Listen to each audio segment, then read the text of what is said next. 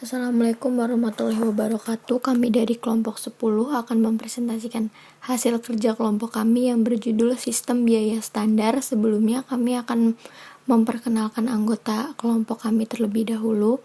Yang pertama, Ditya Salsabila. Yang kedua, Tri Afida Rohmawati. Yang ketiga, Herliana Prastiawati. Yang keempat, Neneng Yustia. Yang kelima, Rosyani Mentari. Biaya standar adalah biaya yang ditentukan di muka, yang merupakan jumlah biaya yang seharusnya dikeluarkan untuk membuat satu satuan produk atau untuk membiayai kegiatan tertentu, di bawah asumsi kondisi ekonomi, efisiensi, dan faktor-faktor lain tertentu. Manfaat yang pertama, dirancang untuk mengendalikan biaya. Yang kedua, memberikan pedoman kepada manajemen berapa biaya yang seharusnya untuk melaksanakan kegiatan tertentu. Yang ketiga, menyajikan analisis penyimpanan biaya sesungguhnya dan biaya standar.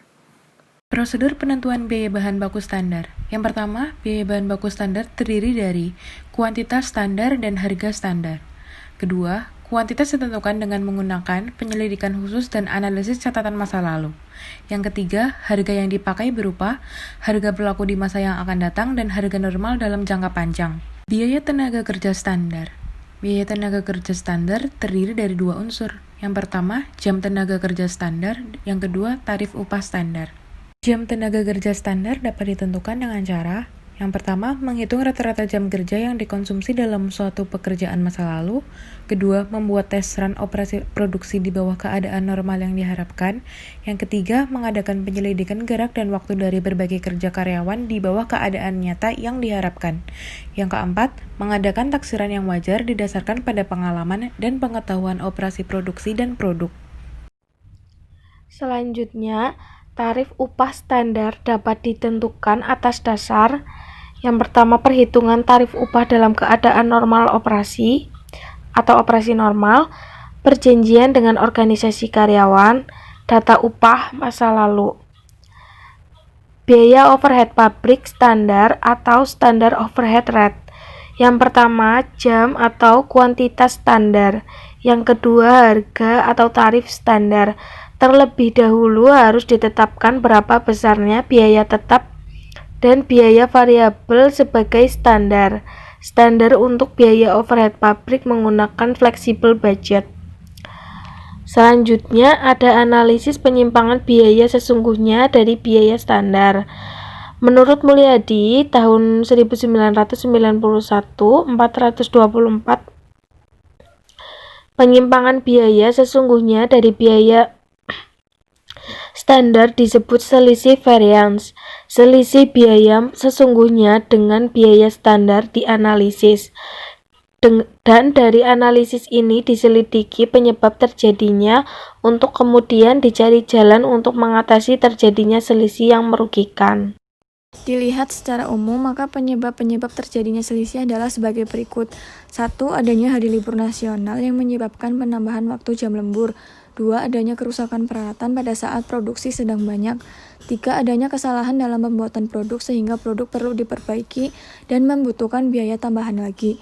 4. Adanya keterlambatan penggunaan bahan baku yang akan digunakan dalam proses produksi sehingga menyebabkan banyak waktu menganggur. 5. Adanya karyawan yang sakit dan digantikan dengan karyawan lain sehingga terjadi penambahan upah lembur. 6. Ada atau tidaknya pekerjaan lembur. 7. Karyawan yang baru diterima tidak dibayar sesuai upah lembur. 8. Adanya kenaikan atau penurunan pangkat yang menyebabkan perubahan tarif upah. Analisis selisih biaya produksi langsung. Ada 3 model analisis selisih biaya produksi langsung. Pertama, model 1 selisih. Yang kedua, model 2 selisih. Dan yang ketiga, model 3 selisih. Model 1 selisih. Selisih antara biaya sesungguhnya dengan biaya standar tidak dipecahkan ke dalam selisih harga dan selisih kuantitas, tetapi hanya ada satu macam selisih yang merupakan gabungan antara selisih harga dengan selisih kuantitas titik. Jadi dalam analisis selisih biaya produksi hanya akan dijumpai 3 selisih, yaitu selisih biaya bahan baku, selisih biaya tenaga kerja langsung, dan selisih biaya overhead pabrik. Rumusnya, ST sama dengan HST dikali KST dikurangin HS dikali KS. Keterangan ST total selisih, HST harga standar, KST kuantitas standar, HS harga sesungguhnya, dan KS kuantitas sesungguhnya. Model 2 selisih. Selisih antara biaya sesungguhnya dengan biaya standar dipecah menjadi dua macam selisih, yaitu selisih harga dan selisih kuantitas atau efisiensi. Rumus perhitungan selisih dapat dinyatakan dengan persamaan berikut ini. SH sama dengan HST dikurangi HS dikali KS. SK sama dengan KST dikurangi KS dikali HST. Keterangan HS sama dengan selisih harga, HST sama dengan harga standar, HS sama dengan harga sesungguhnya, SK sama dengan selisih kuantitas atau efisiensi, KST sama dengan kuantitas standar, KS sama dengan kuantitas sesungguhnya. Model 3 selisih, the three-way model. Selisih antara biaya standar dengan biaya sesungguhnya dipecahkan menjadi 3 macam selisih berikut ini. Selisih harga, selisih kuantitas, dan selisih harga atau kuantitas. Model 2 selisih menjadi tidak teliti untuk memisahkan selisih harga dan selisih kuantitas. Jika harga dan kuantitas standar masing-masing lebih tinggi atau lebih rendah dari harga kuantitas sesungguhnya, atau jika kuantitas sesungguhnya lebih tinggi dari kuantitas standar, namun sebaliknya harga sesungguhnya lebih rendah dari harga standar. Selisih biaya overhead pabrik. Selisih biaya overhead pabrik dihitung dengan cara mengurangi biaya overhead pabrik dengan tarif standar pada kapasitas standar dengan biaya overhead pabrik sesungguhnya. Model 1 selisih. Model 2 selisih yaitu selisih biaya overhead pabrik yang dihitung dengan model 1 selisih dapat dipecah menjadi dua macam selisih, yaitu selisih terkendalikan dan selisih volume. Selisih biaya overhead pabrik yang dihitung dengan model 1 selisih dapat dipecah menjadi 3 macam selisih, yaitu selisih pengeluaran, selisih kapasitas, dan selisih efisiensi. Ini adalah model 3 selisih.